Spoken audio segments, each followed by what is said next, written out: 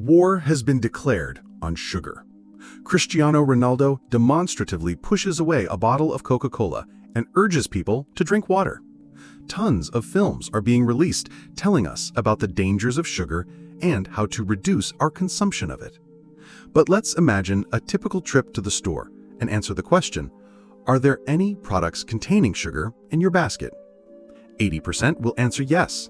Another 10% will say no and most likely be wrong, because sugar is present in almost everything in one form or another, and not everyone can determine this with certainty. I want to warn you right away, you are not listening to a popular science show about the dangers of sugar. I admit, I don't know much about chemistry, and I understand human physiology even less. But I know what happens when big business starts to influence politics, and politics, in turn, can influence our diet.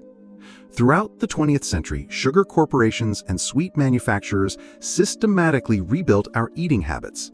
Multinational companies commissioned research that was beneficial to them, concealed data on the dangers of sugar, and quietly got humanity hooked on sugar. The COVID epidemic caused a drop in household income, but sugar consumption continued to rise. Prices for sugar only continued to increase. You have probably already listened to our first podcast about how sugar enslaved millions of people from Africa and South America. In this podcast, I will tell you how, after the official abolition of slavery, sugar company owners and lobbyists completely changed our eating habits, and I will name those who were behind it and remain so to this day. This is not so simple. Enjoy listening. Climbing the sugar mountain. Until the mid-19th century, average sugar consumption did not exceed 27 grams per day, about half a bar of dark chocolate. Our ancestors used sugar as a food additive, and it was considered normal to sweeten even meat or fish. But after the Industrial Revolution, sugar ceased to be a rarity, and not only the elite, but also the majority of the population began to consume it. Until World War I, sugar consumption grew steadily, confectionery became more accessible to the population, and chocolate appeared. In 1900, in Great Britain, the flagship of the Western world, 126 grams of sugar per person per day were consumed daily. In those years, no one perceived sugar as a sweet poison. It was considered an excellent source of calories, especially for millions of soldiers in trench-ridden Europe. However, while Russian soldiers' rations contained 20 grams of sugar and only as an additive, French soldiers' rations contained 80 grams plus 2 bars of chocolate. Sugar really took off after World War II. The fast food system was forming in the West, the population's prosperity was growing, and an abundance of sweets on the table was considered a sign of wealth. But at the same time as prosperity grew, humanity suddenly began to suffer more often from cardiovascular diseases. The number of deaths from these diseases exceeded the mortality rate from infections. There were no obvious reasons for this, but scientists found something that all those who fell ill had in common: a love of what would later be called unhealthy food. Suspicion fell on fats and, of course, carbohydrates. In the mid-20th century, American physiologists concluded that people who eat less animal fat are much less likely to suffer from heart and vascular diseases. Professor Keyes, who declared war on fats, became a real star of science, and his portrait was printed on the cover of Time magazine. However, their British colleagues opposed the Americans. They decided that sugar was to blame for metabolic problems and diseased blood vessels. But suddenly those scientists who dared to speak out against sugar began to be invited to conferences less often, and the grants they received for research were reduced. The fight against animal fats became fashionable. Those who disagreed with this were criticized and deprived of their right to speak out. And for scientists, the words demand and opportunity to be heard are no less important than for musicians or artists. Put yourself in the shoes of those who wanted to speak out loudly about the dangers of sugar, but someone influential prevented them from doing so. And so fats officially fall into the category of dangerous. The food industry quickly adapts. Low-fat products appear on the shelves. But here's the problem. When products lose fat, they also lose flavor. And in order to increase sales and improve the taste of their products, manufacturers began to add even more sugar. Behind these decisions was the powerful sugar lobby. Sweet lobbyists. When the first evidence of the harmfulness of sugar to the body appeared in the 1950s, industrialists began to seriously consider that if this continued, journalists would begin to spread the news about the harmfulness of sugar, in addition to scientists, which would completely ruin the business. Then, the food magnates made a decision that changed the rules of the game for a long time. They began to bribe scientists. The Sugar Research Foundation acted as the company's client. This nonprofit organization was responsible for awarding grants to scientists in exchange for the desired research results. In the 1960s, they awarded a grant to Harvard researchers to study the effects of sugar on the human body. The authors presented a large report to the public.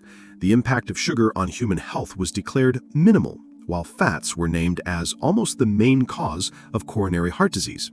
The authors forgot to mention one thing: how much they received from their clients. At that time, it was $50,000, which is about $400,000 today, although such invaluable work for the industry is worth even more. A leading research university in America, authoritative scientists. At the time of publication, there was no scandal, but 60 years later, this information became public knowledge. Everything came to light thanks to the published correspondence between the scientists and those who generously sponsored their research.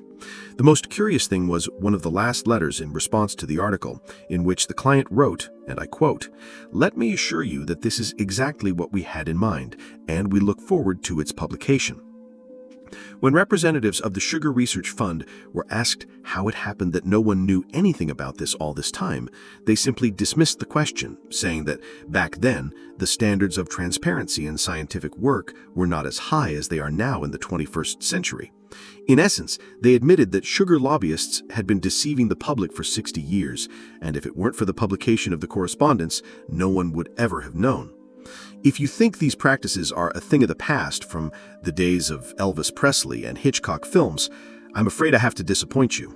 In 2015, the New York Times came across some very interesting emails. According to this correspondence, Coca-Cola actively sponsored research by American scientists with one simple thesis: it's not what you eat, it's how you move. The idea of eat less, move more became the mantra of those who want to convince consumers not to pay attention to the amount of sugar and carbohydrates in general. Simply put, lobbyists tried to push the idea that it doesn't matter how the body gets calories, whether from broccoli or chocolate, the main thing is to burn as much as you consume. But a couple of years ago, another practice of Coca-Cola came to light.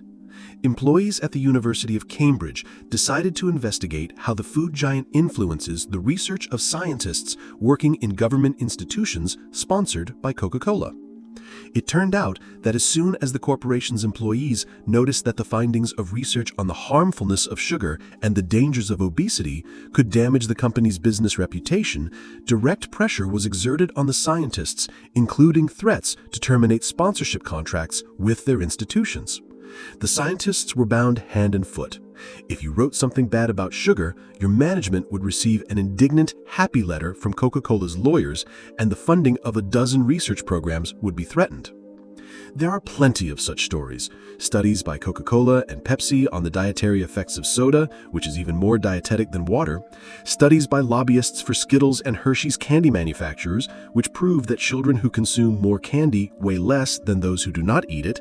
It sounds comical, but people trust scientific research. Of course, you can't change your eating habits overnight.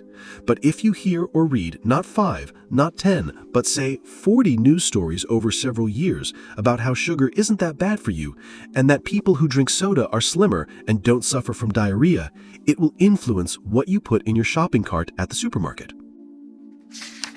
Who profits from sugar? So who's behind all this? In fact, there are many such people. Robert Koch, the richest man in Malaysia and owner of the Shangri-La hotel chain, made his fortune from sugar processing. Aliko Dangote, the richest man in Africa, owns the lion's share of Nigeria's sugar industry, and his conglomerate is the third largest sugar producer in the world.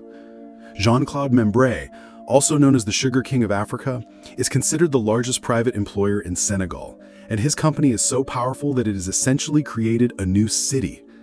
The Senegalese town of Richard Toll grew 30 times larger after the expansion of the sugar industry. Finally, there are the Fanjul brothers, American billionaires of Cuban origin and owners of the huge Fanjul Corporation. To consolidate their position, the family is extremely active in American politics. The eldest brother, Alfonso, is a major sponsor of the Democratic Party, and in 1992, he helped Bill Clinton become president. The second eldest brother, Jose, is responsible for the opposite flank. He establishes contacts with Republicans and was one of the key sponsors of George W. Bush and Donald Trump. The Fanjul brothers not only helped Trump get elected in 2016, but also donated $500,000 to his inauguration. In gratitude, they received restrictions on cheap sugar from Mexico, which was hindering them with its dumping. The bet was not only on Trump. A well-known fighter against big business and predatory capitalism, socialist Bernie Sanders gladly accepted money from sugar corporations in his election campaigns and defended their interests in the Senate with equal satisfaction. As you may have noticed, sugar magnates prefer not to put all their eggs in one basket. Politics is politics, but they will have to work with the government regardless of who is in power. The Fanjul brothers' companies are accused of bringing in illegal immigrants and using child labor in the Dominican Republic. It is the 21st century, slavery has long been abolished, but women and children are still working in semi-slave conditions in order to produce as much sugar as possible. According to official data, since 2014, the sugar industry has spent at least $10 million a year lobbying for its interests. If we add to this the expenses of companies that are extremely interested in protecting sugar, such as soda and chocolate manufacturers, the total amount spent annually exceeds $100 million. If you look at the packaging of goods in the US, it lists the daily intake of fat, cholesterol, sodium, and so on. But do you know what doesn't have a daily allowance? Sugar. Corporations were able to prove to the government itself that the distinction between added and natural sugars is unfounded, so there is no point in having a daily allowance for sugar. This was the case until 2021, when common sense prevailed and the label was changed after all. However, not all politicians agreed to cooperate with lobbyists. 10 years ago, New York City Mayor Michael Bloomberg began a campaign against the consumption of soda and sweet lemonade in public places. And in response, he was simply hounded. The sugar lobby launched a campaign against him called Change Bloomberg. The mayor was portrayed as a billionaire who, with his unhealthy overprotectiveness, was preventing ordinary New Yorkers from enjoying life. And the sugar lobby won. After Bloomberg left office, a New York court ruled that his actions had exceeded his authority. In some countries, large corporations take on the role of lobbyists. In Brazil, Cupuaçu, the largest sugar company in the world, wields enormous influence. In the 1970s, they sponsored a Formula One team, so the name may be familiar to longtime racing fans. In 2013, a fire broke out at one of the company's terminals, causing global sugar prices to skyrocket. To understand the scale of this, the market capitalization of Brazil's second largest sugar corporation, Cosan, is $7.9 billion. This is more than Montenegro's annual GDP. India is currently the world's second largest sugar producer. Unlike the Brazilian giants, India has developed a completely different market system. The local industry is highly decentralized. In addition to large sugar companies, there are more than 100 small ones. In most cases, companies do not own their own plantations, but only process cane obtained from the population. A huge number of people are employed in the sugar industry. 50 million farmers across the country grow sugarcane for sale. When the moment came and world sugar prices fell, companies faced a crisis and stopped paying farmers regularly. Today, the debt has exceeded $3 billion. This has led to a real wave of indignation among farmers. They are constantly on strike, but due to a lack of money, they are forced to take out loans in order to survive. In one Indian state, more than 1,000 suicides among sugar farmers were recorded in just 1 year. The situation is critical, but the government can't do anything about it. Many government officials own sugar businesses or are related to industrialists. Indian sugar is a prime example of nepotism and corruption. Even a giant powder keg in the form of a dissatisfied population cannot influence the actions of the state. A clear picture emerges. The sugar lobby is virtually all-powerful in many countries. Corporations get enough money from consumers to influence politicians and prevent the promotion of anti-sugar laws. It's a vicious circle. People consume sugar, and the sweetness producers spend their money to ensure that no one prevents them from consuming it. Sugar taxes and the fight against sugar. Nevertheless, some countries are trying to act against the sugar lobby. Sugar taxes or other restrictions are currently in place in about 15% of countries, but the scenario is different everywhere, as are the results. The first approach is to impose a tax on all sugar-containing products. This option was chosen by Hungary, where the tax rate is 4%, and Mexico, where there is a 10% tax on soda and an 8% tax on unhealthy foods. As a result, these countries have managed to reduce sugar consumption. In Mexico, soda sales fell by 10%. Other countries have taken a softer approach. They have imposed taxes not on all sugar-containing products, but only on soda. France has chosen this path, introducing a tax of 7.2 euro cents per liter of beverage. The results were mediocre. Soda sales fell by a couple of percent, but overall sugar consumption actually increased. But there is a way that does not hit the population's wallet: banning advertising of sweet foods. Similar measures were recently introduced in Singapore. Advertising of soda is officially banned there, and a special label is added to the packaging of the drink, informing consumers about the health risks of sugar. And what about sugar companies? In most countries, they are quite successful in fending off a tax. In the US, each city and state can impose its own taxes. Since 2009, soda manufacturers alone have spent more than $200 million to defend against the introduction of sugar taxes.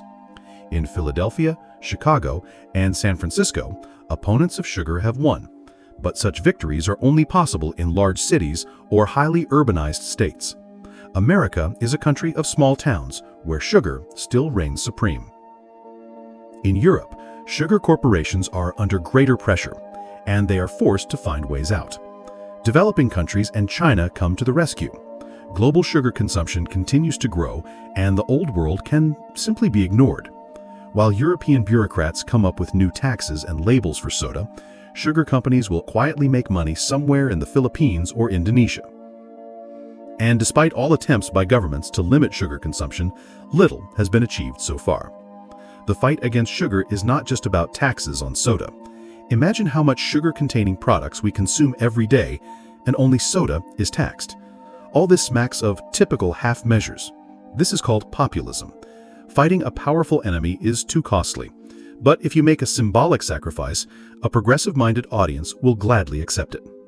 Meanwhile, sugar companies are looking and finding loopholes in the new reality. 100 years of sugar triumph. It now seems that a century of slavish dependence on sugar is gradually fading into oblivion. Under pressure from the authorities, sugar manufacturers are trying to cut back on sugar and actively use sugar substitutes. But this is largely an illusion.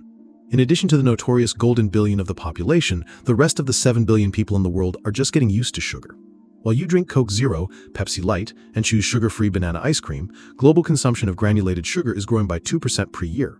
The industrial machine has shifted its focus to India, China, and Nigeria, and it has no intention of stopping. In 2019, soda sales in Asia grew by a whopping 8%. Is there any other way to combat sugar besides bans? In the mid-20th century, almost every second American smoked. Today, less than 15% do. If advertising bans, increased excise duties, and taxes are combined with mass public awareness campaigns, okay, you can call it brainwashing if you like, this method may work. And so it may happen that at some point we will discover that sugar and sweets in general are the new tobacco.